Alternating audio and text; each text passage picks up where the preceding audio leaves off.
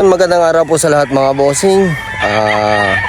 Araw po ng Sabado, June 6. So mga boss, ito na po yung hinintay niyo mga bossing. Sa mga nagtatanong dyan sa akin, nag-message.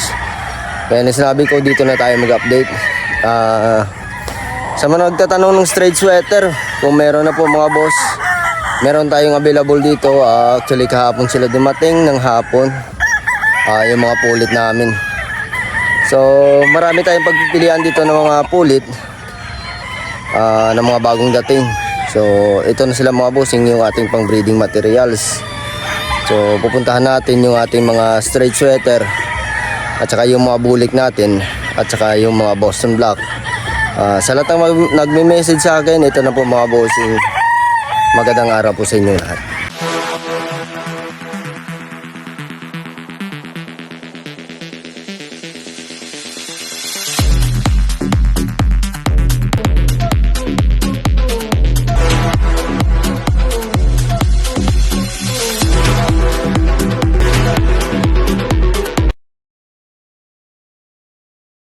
Ito po mga boss, yung ating straight sweater.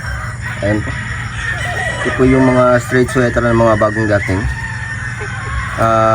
Early bird po ito. Third batch. Ito sila mga boss. Ang gaganda na ito.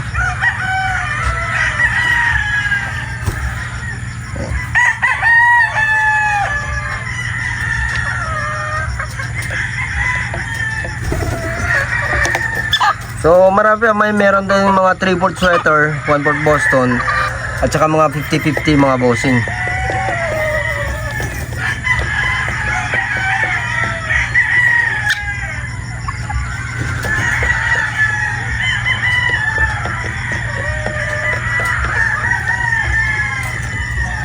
So ito mga bossing, 30 heads po ito. 28 heads yung iba nandun sa taas mga boss.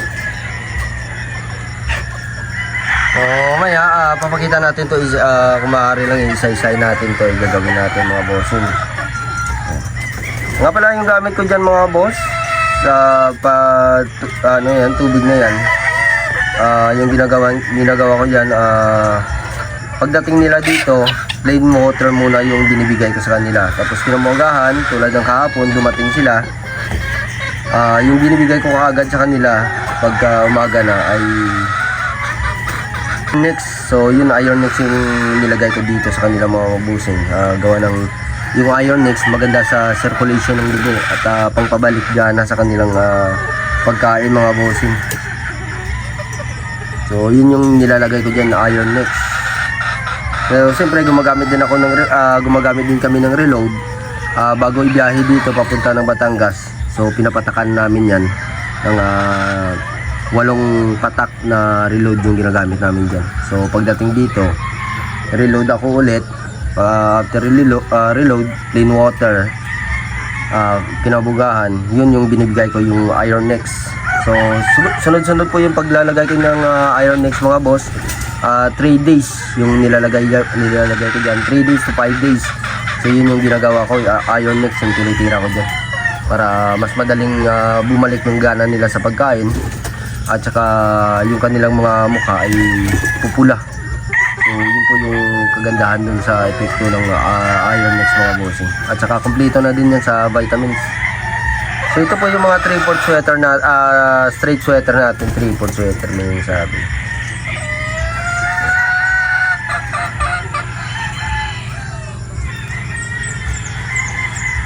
Ang gaganda na ito mga bossing. So punta naman natin yung ating bulik at saka yung ating Boston Black. So ayun.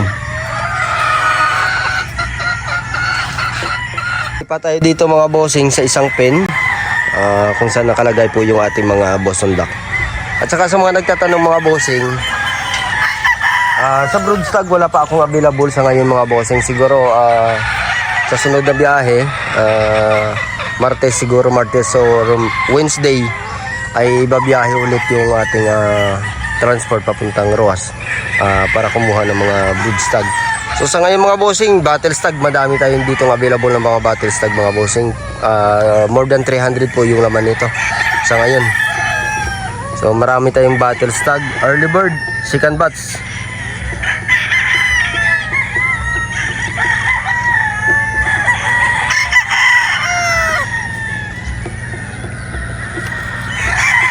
So ayan, dito naman tayo sa Boston Black at saka sa ating bulik. So ito na po mga bossing, yung ating bulik. Ayan po yung ating bulik mga boss.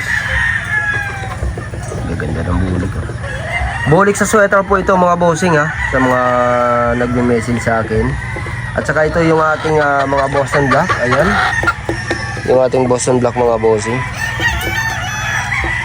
So mga bossing, sa mga nagtatanong sa akin kung anong oras ako nagpapakain, dapat ba may oras yung papakain natin ng mga manok? Yes po mga bossing, kailangan po natin yan ang oras sa pagpakain ng mga manok. At saka yung sukatan natin, dapat meron tayong sukatan na kung ilang gramo yung ipapakain natin sa ating mga alagang manok. So dito mga bossing, yung maintenance ko dito, ginagawa ko dito Integra 2,500 at saka 3,000 plus. Yung 3,000 plus na yan mga bossing, meron na yung kasamang grains. Hinahalo ko po yan 50-50 mga bossing.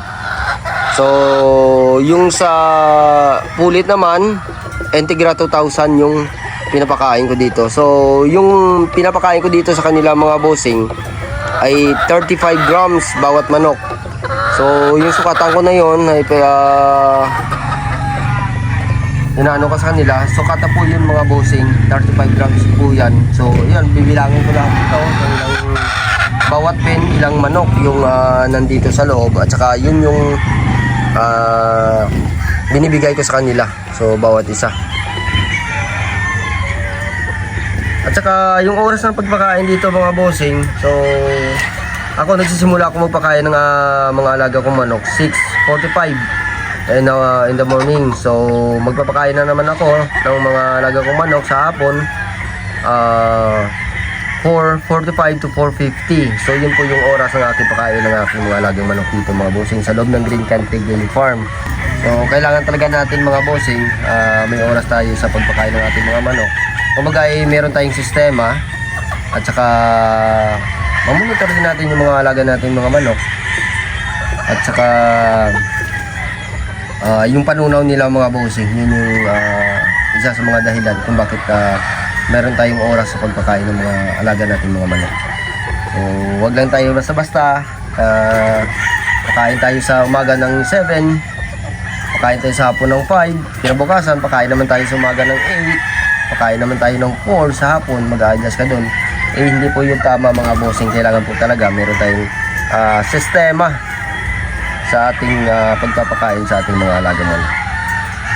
So ito po yung mga sweater bulik natin mga bossing. Yan po yung mga sweater bulik. Sinama ko na sila dito at baka magtataka kayo kung hindi ba sila naglalaban o nag-aaway bawat isa. So ito mga bossing, bago namin harvest ito sa range ay magkakasama na po sila ito mga bossing at saka isang batch lang sila. So dyan may iwasan yung naglalaban yung mga ibang mga manok. So dito naman mga bossing, hindi naman natin may iwasan dyan dahil yung ating pasilidad, yung capacity ng ating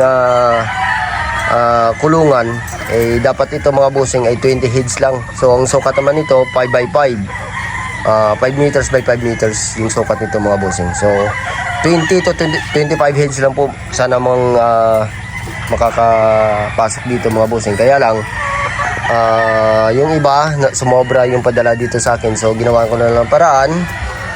So yung ginawa ko, yung iba 28, 29. So yun po mga bossing yung ginawa ko dito.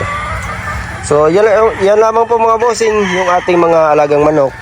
Meron tayong sweater, straight sweater at saka bulik sweater at saka Boston Black. So abangan nyo po mga bossing sa mga susunod na araw. Ipapakita ko naman sa inyo yung mga 3/4 sweater, 1/4 Boston at saka yung mga 50-50 natin mga bossing. At meron din tayong crosses na mga Gilmore over sa Possum. So yun po mga bossing, magandang araw po sa inyong lahat, araw ng Sabado. God bless po everyone at magandang araw po sa inyong lahat.